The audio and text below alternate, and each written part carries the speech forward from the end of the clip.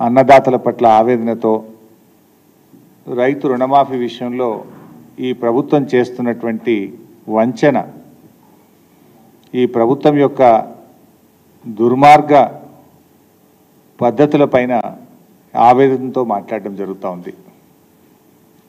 నిన్న రైతు సురేందర్ రెడ్డి గారు రుణమాఫీ జరగలేదని ఆయన ఆత్మహత్య చేసుకున్న విషయం మనందరికీ తెలుసు.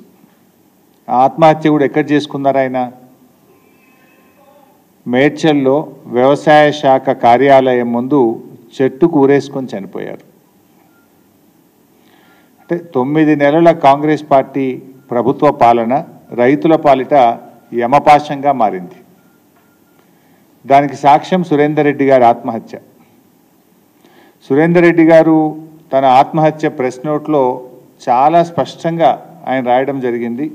ఆయన సూసైడ్ నోట్ ఒకసారి చూసినట్టయితే బ్యాంకు పాస్బుక్ మీదనే ఆయన సూసైడ్ నోట్ కూడా రాశారు. ఇందులో చాలా స్పష్టంగా రాశారు ఈ సూసైడ్ నోట్లో,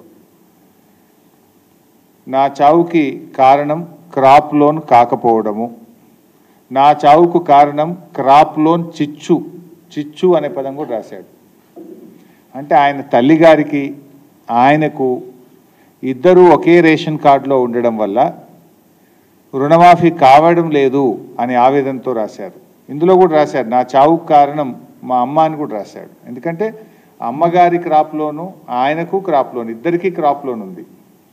ఇద్దరికి కలిపి ఒకే రేషన్ కార్డు ఉండడం వల్ల బ్యాంక్ మేనేజర్ దగ్గరికి వెళ్తే మీది జాయింట్ ఫ్యామిలీ, రేషన్ కార్డులో మీ అమ్మ నువ్వు కలిసి ఉన్నావు కనుక ఒకరికే రుణమాఫీ అవుతుంది అన్నారట. వారి తల్లిగారి పేరు సుశీల. సో సుశీల గారి పేరు మీద 2 ఎకరాల పాస్బుక్ ఉన్నది. వాళ్ళ అమ్మగారికి 1,15,662 రూపాయల లోన్ ఉంది. అదేవిధంగా సురేందర్ రెడ్డి గారికి 4 ఎకరాల భూమి ఉంది. ఆయన పాస్బుక్ మీద 1,92,443 రూపాయల రుణం ఉంది. ఆయన ఒక 4 రోజుల క్రితం సురేందర్ రెడ్డి గారు బ్యాంకుకు వెళ్ళారు. ఏపీజీవీబీ బ్యాంకులో ఆయనకు రుణం ఉంటే బ్యాంకుకు వెళ్ళి మేనేజర్ గారిని అడిగారు. మేనేజర్ గారు ఏమన్నారంటే మీ అమ్మగారిది నీది ఒకే రేషన్ కార్డులో ఉంది కనుక ఒక్కరికే రుణం మాఫీ అవుతుంది, ఇద్దరికి కలిపి 2 లక్షల రూపాయలు మాత్రమే అవుతుంది, మిగతా డబ్బు మీరు చెల్లించండి అని బ్యాంక్ మేనేజర్ అనిరుద్ధ్ గారు ఆయనకు చెప్పారు. సో దాంతో మానసికంగా కలత చెందినటువంటి సురేందర్ రెడ్డి గారు ఇంట్లో కుటుంబ సభ్యులకు రుణమాఫీ జరగలేదు అని బాధ వెలిబుచ్చుతూ ఇప్పుడు నన్ను డబ్బు కట్టమంటున్నారు, ఇంకా 1,10,000 రూపాయలు కట్టమంటున్నారు, నేను ఎక్కడి నుంచి తేవాలి అని ఆయన భార్యతో కుమారుడితో చాలా బాధ చెప్తూ ఇంట్లో నుంచి బయటకు పోయాడు, తిరిగి రాలేదు. తర్వాత చూస్తే అర్థమైంది ఏంటంటే మేడ్చల్ వ్యవసాయ శాఖ కార్యాలయం ముందు చెట్టుకు ఉరివేసుకొని సూసైడ్ నోట్ రాసి సురేందర్ రెడ్డి గారు చనిపోవడం జరిగింది. సురేందర్ రెడ్డి గారి సూసైడ్ నోట్ సాక్షిగా అడుగుతా ఉన్నారు రేవంత్ రెడ్డి గారు, నువ్వే చెప్పినావు కదా 15 ఆగస్టు నాడు ఖమ్మంకు పోయి రైతులకు రుణమాఫీ అయిపోయింది అన్నావు కదా, అయిపోయిందా? మరి అయిపోతే సురేందర్ రెడ్డి గారు ఎందుకు ఆత్మహత్య చేసుకున్నారు? మీరే చెప్పిండ్రు కదా రేషన్ కార్డుతో లింకు లేదు అని నువ్వు చెప్పినావా లేదా? నేను రుణమాఫీ గైడ్ లైన్స్ వచ్చిన రోజే అసెంబ్లీలో ప్రెస్ మీట్ పెడితే నేను ప్రెస్ మీట్ పెట్టిన కొద్ది గంటల్లోనే ప్రభుత్వం నుంచి నోట్ వచ్చింది. ఏమని? రుణమాఫీకి రేషన్ కార్డుతో లింకు లేదు అన్నారు. కానీ లింకు ఉన్నది కనుకనే గైడ్ లైన్స్లో ఉన్నది కనుకనే బ్యాంక్ మేనేజర్ అనిరుద్ధ్ మీ ఇద్దరికి కలిపి రేషన్ కార్డులో ఒక్కరికి మాత్రమే రుణమాఫీ అవుతుంది, 2 లక్షలు మాత్రమే అయిద్దంటేనే కదా సురేందర్ రెడ్డి ఆత్మహత్య చేసుకున్నది. అంటే ప్రభుత్వం చెప్పుతున్న మాటలకు చేతలకు పొంతన లేదు అని చాలా స్పష్టంగా మనకి ఈరోజు అర్థమవుతా ఉంది. రుణమాఫీ లబ్ధిదారులను ఆంక్షల పేరుతో నువ్వు పన్నిన పన్నాగం ఇవాళ రైతుల మెడకు ఉరితాడైంది. నువ్వు రాజకీయంగా బ్లఫ్ చేద్దామనుకున్నావు, నీ బ్లఫ్కు మూల్యం ఇవాళ సురేందర్ రెడ్డి గారి చావు, సురేందర్ రెడ్డి గారి మరణం. ఇవాళ సురేందర్ రెడ్డి గారి లెటర్లోని సూసైడ్ నోట్లోని ప్రతి అక్షరం నీ దురాగతాన్ని, నీ రాజకీయ దివాలా కోరుతనాన్ని, నీ నగ్న స్వరూపాన్ని ఇలా బజార్లో నిలబెట్టిందని చెప్పక తప్పదు.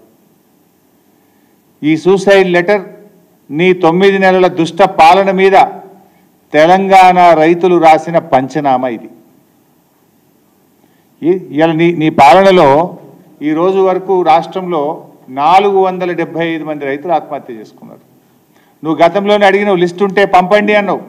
గంట సేపట్టే నీకు లిస్టు పంపిన, కానీ ఏ ఒక్క రైతును కూడా మీరు ఆదుకోలేదు. ఎందుకు జరిగిందో కూడా మీరు ఈరోజు చెప్పినటువంటి పరిస్థితి లేదు.